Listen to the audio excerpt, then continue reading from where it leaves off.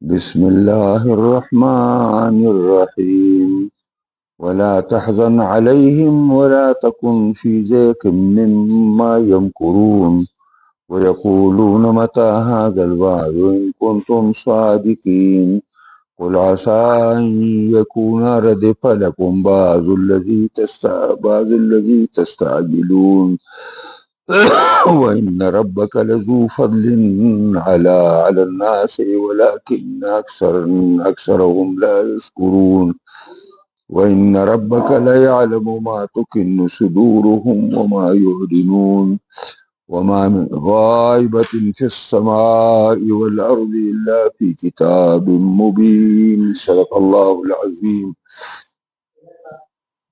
لمکی معظمی دور دے نبی علیہ الصلوۃ والسلام مسلسل د دریو دعواګانو بیان خلقو تکي یو د الله توحید چې الله یو اومنه او دویم اثبات د رسالت او دریم بعث بعد الموت. پر دریو موضوعګانو باندې مسلسل کار کوي لګیا دی او پر دلایل وی د دې په ځای باندې چې خلک د خبرې ته اچوکي او خبره اومني نو خبره نه مني، بلکې د خبرو د نه منلو سره سره د نبی علیه الصلاۃ والسلام خلاف سازشونه کوي، د اسلام خلاف پروګرامونه کوي.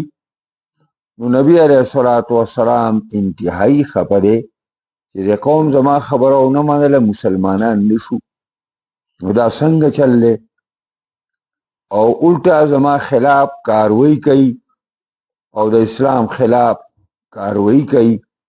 نو الله رب العزت پیغمبر ته تسلی ورکوي او ورته وایي چې ولا تحزن علیهم، مغم جن کېږه په دوی باندې که ایمان نه راوړي، ځکه تا خپله وظیفه سرته ورسوله، په تا باندې بیان و، تا بیان کړی دی، څنګه چې د بیان حق و هغه دې ادا کړی دی، هېڅ غم مه کوه.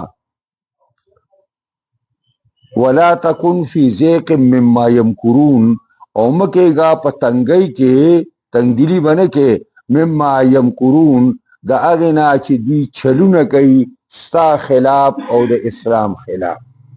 په دې خبره باندې له تنګی کېږه مه، هېڅ نشي کولی، ستا شاته د الله قوت دی او د الله طاقت دی، د الله د طاقت په مقابله کې د هیڅ چا طاقت نشي چلیدلی.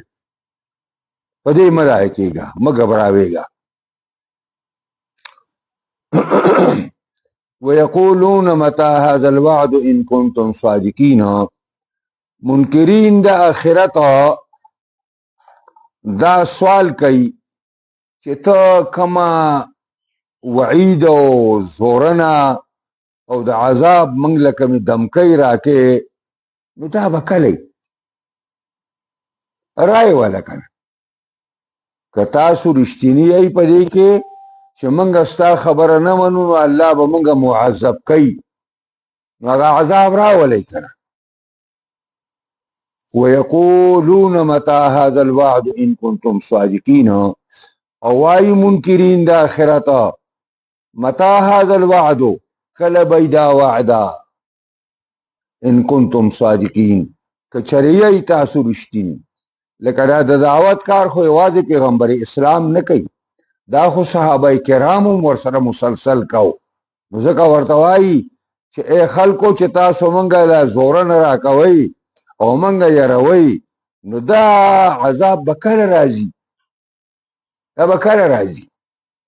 دا استهزاءن وی، ټوکې کوي چې دا پیغمبر دروغ وایي، نه موږ له عذاب شته دی او نه دی پیغمبر دی، داسې خبرې دي.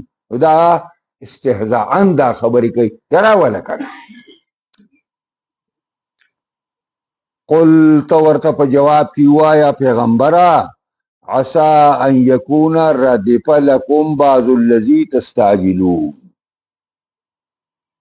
ووایا قریبه ده دا خبره لري نه ده، دا خبره د تعجب نه ده.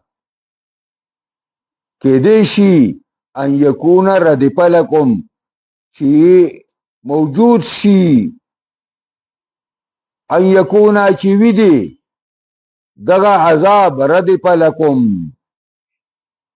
معنا دا ده نزدو شوی تاسو ته. بعض الذی تستعجلون، بعض دغه عذاب نه چې تاسو په تلوار غواړئ، کېدای شي چې د هغې بعضې حصې تاسو ته نږدې شوي وي. نو ردفه په معنا د تقرب باندې دی، او ردفه په معنا د ادنا نږدې باندې دی، دا یې معنا ده.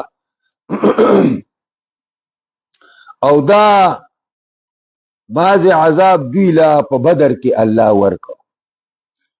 اویا کسان د دوی نه ووجلی شو، صنادید قریش، او اویا کسان په قید کې مسلمانانو راوستل، باقی او تختیدل او میدان یې پرېښود. او 1000 فوجو او د پیغمبر خدا سره مسلمانان 300 تیرو. د دوی سره وسلې هم ډېرې وي، اوښان هم ډېر وو، اسونه هم ډېر وو، دوی ښه مسلح هم وو. او صحابه کرامو سره د وسلو کمی و، د سورلو کمی و، د شمیر کمی و.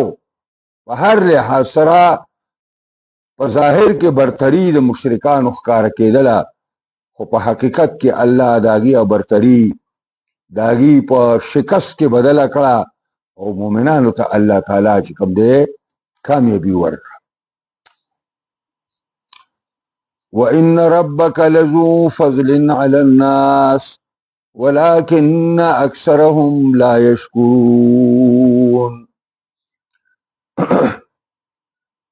دا الله تعالی په بندګانو باندې نعمتونه کوي، که کافران دي نو اومه، او که مؤمنان دي نو اومه، په ټولو باندې نعمتونه کوي. د ټولو نه لوی نعمت دا تخلیق دی چې دا ټولې پیدا کړي، نو کافر هم پیدا کړی، مؤمن هم پیدا کړی. یو ډېر لوی نعمت دا دی چې رزق ورکوي، نو کافر له هم رزق ورکوي، مؤمن له هم رزق ورکوي. یو لوی نعمت هغه صحت دی، دی کافر له هم ورکړی دی، مؤمن له هم ورکړی دی.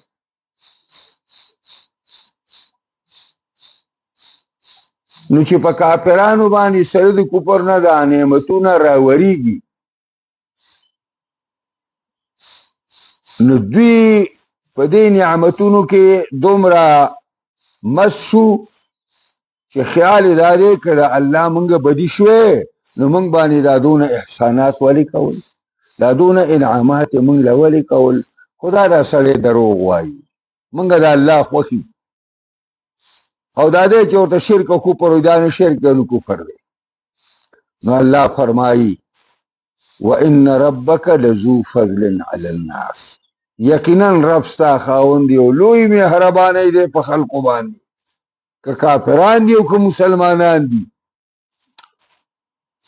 ولكن اکثرهم لا یشکرون، لیکن اکثریت د خلقو نه هغه ناشکري کوي د الله د نعمتونو. دا څومره کفار چې دي نن په دنیا کې، موږ یوازې د چینیانو عمر هم نه یو، دا دنیا تمامي دنیا مسلمانان چې راجمع کړي، د دې چینیانو نه عمر هم موږ نه یو. له امریکا خو ټوله پرېږده، او یورپ خو ټول پرېږده، روس خو ټول پرېږده، او داسې بې شماره ملکونه دي د کفارو. دا په کربونو دي، په کربونو چې دا د الله د نعمتونه ناشکري کوي، او حالانکه الله تعالی د هغې له زموږ نه زیات نعمتونه ورکړي. دا ټول استدراج دی، او دی داسې مثال دی چې سړی ګډه او چیلي ته دا بازار ته ځي، او کله وله چڼې راوړي، او کله وله چې کوم دی نو بوره راوړي، او کله وله کل راوړي، او چې دا تیار شي نو بس بیا باید زه په واده او کېدن کې به راحلالو. دقسې مثال د کافرانو دی. بس وَإِنَّ رَبَّكَ لَيَعْلَمُ مَا تُكِنُّ صُدُورُهُمْ وَمَا يُعْلِنُونَ. پیغمبره که ستا دا خیالي چې دوی په مکه کې راټول شي او په دارالندوه کې ستا خلاف سازشونه کوي او خلاف تقریرونه کوي، او دوی چې په خپلو میټینګونو کې خلاف ستا او د مسلمانانو خلاف کوي، ستا څه خیال دی چې دا زمانه پناه دي؟ یاد ساته وان ربک یقینا ستا رب لیعلم ما تکن صدورهم خامخا پوهېږي په هغې چې دوی سینې پټوي، کم رازونه، کم نیتونه او کم ارادې، او ما یعلنون او په هغه باندې هم الله پوهېږي چې دوی کم ظاهروي او په ډاګه کوي. او د هغې وجه دا ده چې وما من غایبة فی السماء والارض، نشته د یو حادثې پنهان نه، داسې یو حادثه او یو نوپیدا شی چې هغه زما او ستا د سترګو نه پناه دی، داسې هېڅ شی نشته چې هغه په اسمانونو په بلندو کې به راختلی او که د ځمکې پر ګهرایو کې لاندې تللی، الا فی کتاب مبین، مگر دا به په کتاب واضح کې، یعنی په لوح محفوظ کې. یعنی مطلب دا دی، ته څه کوې لکه سم کېنه، دا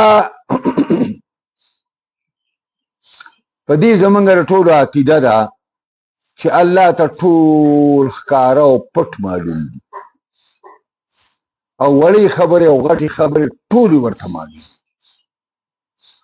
الله عالم الکل دی، خو چې څنګه عالم الکل دی، د یو ضابطې او د یو قانون تحت الله رب العزت دا ټول معلومات دا په لوح محفوظ کې درج کړي هم دي، دا یې لیکلي هم دي، هم الله ته معلوم دي، هم الله تعالی لیکلي دي. نو وما من غائبة، نشته دی یو حادثې پنهان او پټې نه په اسمانونو کې او په ځمکو کې، الا فی کتاب مبین، مگر دغه حادثه به موجوده وي په کتاب مبین کې، یعنی په لوح محفوظ کې، یعنی د الله په علم کې. دا د آیتونو ترجمه او تشریح مختصره غونډې ورته وکړه. دې کې یو مسله دا راغله، تسلیت الرسول صلی الله علیه وسلم، نبی علیہ السلام ته تسلی ده هغه چې برداشت کوي نبی علیہ السلام ظلم د مشرکانو او مخړول د حق نه د مشرکانو، دا دواړه هغه خطرناکې خبرې دي. نو الله ورته تسلی ورکوي، پیغمبره ته صبر کوه. نمبر 2، باب تعنت المشرکین وعنادهم، دویم د مشرکانو برناکه بې پیدې سوالونه او د حق او دغه چې کوم دی د حق لارې سره چې کوم دی عناد کول او دینه داري ستا دشمني کول، دا د مشرکانو کار دی. نمبر 3، تحقق وعد الله للمشرکین، یقینا هغه وعده د الله چې د مشرکو سره کړې دا به موجودیږي، حيث نزل بهم بعض العذاب الذي يستعجلون، چې نازلی الله په دې باندې بعض عذاب هغه چې دوی سره وعده کیږي. نمبر 4، باب فضل الله علی الناس، بیان د مهربانۍ د الله په خلقو باندې، مع ترک اکثرهم لشکره سبحانه وتعالی، الله په تمامو انسانانو باندې مهربانۍ کوي، نعمتونه ولا ورکوي، خو د هغې باوجود اکثریت په انسانانو کې داسې دی چې د الله رب العزت شکریه نه ادا کوي. او 5م، بیانو احاطة علم الله بكل شيء، دا الله علم محیط دی د مخلوق په هر ذره ذره باندې. دا حکما د یونان دروغ وایي چې الله عالم بالکلیات دی او عالم بالجزیات نه دی. اثبات و تقریر کتاب المقادیر وهو اللوح المحفوظ، او پرې کې 6مه خبره آیاتونو کې دا راغله چې کتاب المقادیر موجود دی، چې هغه لوح محفوظ دی، چې دا 2 فرشتې د انسان په ښۍ او ګس او اوږه باندې څنګه چې سورې قاف کې الله فرمایي دا لیکي، نو دا په دې لوح محفوظ کې درج کیږي. واخر دعوانا الحمدلله. دعا وکړئ یا الله موږ قرآن په اسرارو لطائف او ترجمو باریکو باندې پوهه کړي، سره سره الله موږ په دې باندې کامل مکمل عمل کولو توفیق راکړي. कुरानी निज़ाम द शरीयत निज़ाम पर तमाम जहान खासकर पाकिस्तान के रावली जिले सो कार की कामयाबी की सो के मुखालफत की हिदायत और तो के बदकिस्मत तबाह आमीन वसल्लल्लाहु